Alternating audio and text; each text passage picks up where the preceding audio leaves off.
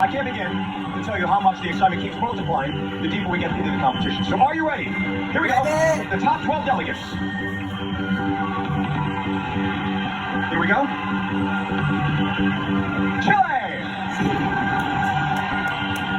I'm Nemo. I used to be a runway model and now I'm Miss Universe. I started with runway, now I'm a YouTuber with over 1 million followers, and I'm so proud to have that audience, not because of numbers, because I know how to influence people from a real and authenticity place where I can be myself. I don't have to hide from anything. I feel myself in my social media and in my life, and I think that's the beauty of it.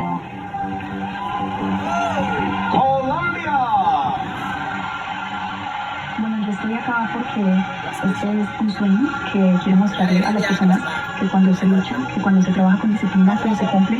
Es una plataforma perfecta para unir y conectar personas y mostrarles las problemáticas de mi país y poder trabajar en función de esto, hacer más calidad humana, hacer que mi país sea escuchado por todo el mundo y, como no, ser la representación de todo el mundo.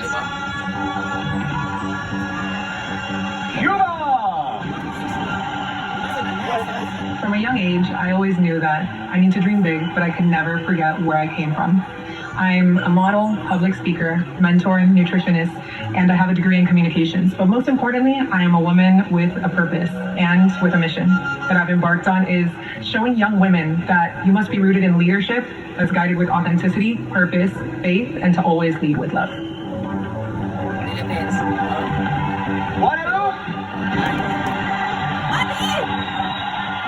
I use my voice to raise awareness about deaf and hard of hearing people. I create with my mom a platform whose name Amu Asim, one word, one side, to speak about French sign language. And I create a podcast also to speak about mental health. Through Miss Universe, I really want to tell to the women how to transform their struggle into strength. Through Miss Universe, I want to show to women how to transform their struggle into strength. And when you speak, your voice matters and you can change the world. Next up, Mexico!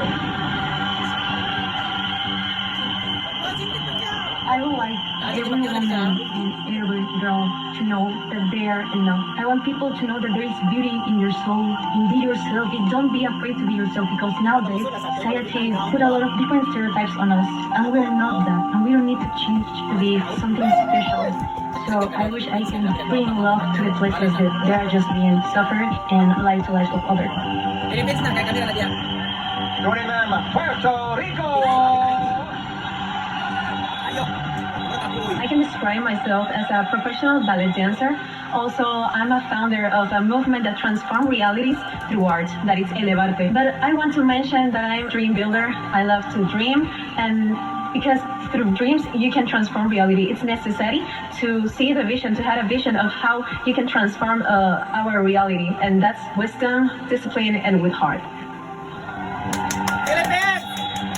Joining them, Venezuela!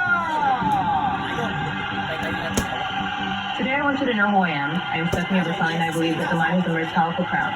I represent the strength and authenticity and ambition of the Venezuelan women. My cultural heritage allows me to build bridges of communication and stand at a diplomatic forum. But the most interesting thing about me is not seen only on the runway. All patience is in my mission. I am not seeking to wear a crown. I seek to be the leader the universe needs. I am ready to transform and inspire the universe proudly.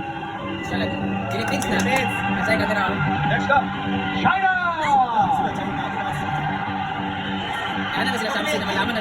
I was born in a family of educators who taught me the integrity and the courage to dream big. Guided by those values, I just earned my master's degree in commerce from the University of Queensland and began my career in finance. But my heart led me to fashion. Guided by this value, I earned my master's degree in finance from the University of Queensland and began my career in finance. But my heart really kicked me to the fashion.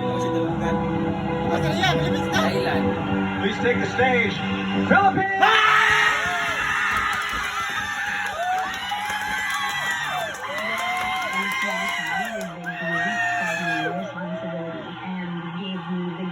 To pursue what I want in life. From a young age of 10, I started doing pageants to provide education for myself, for my brother, and for my sister, and help provide